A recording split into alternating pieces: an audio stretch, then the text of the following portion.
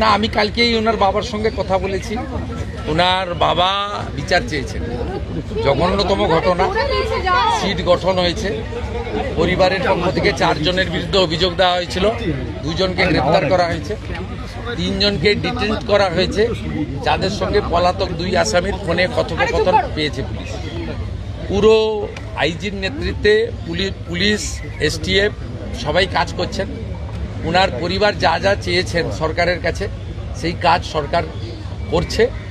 আমি আশা করি যে তদন্তের মাঝপথে আমার না বলাই ভালো, কিন্তু এটুকু আমি বলে দিচ্ছি, পরিবার যেভাবে জাস্টিস চেয়েছেন, পরিবার সরকার এবং পুলিশের কাছ থেকে যে যে সহযোগিতা চেয়েছেন সেটা তারা পাবেন।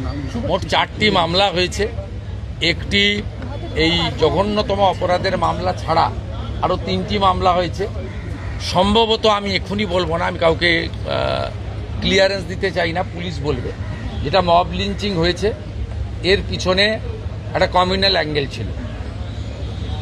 রেল লাইনে যেভাবে রেলপথকে উপড়ানো হয়েছে, আমাদের অতীত ইতিহাস মনে পড়ছে। 2019-এর সিএ বিরোধী আন্দোলন বা কিছুদিন আগে ওয়াকফ অ্যামেন্ডমেন্ট বিরোধী আন্দোলন।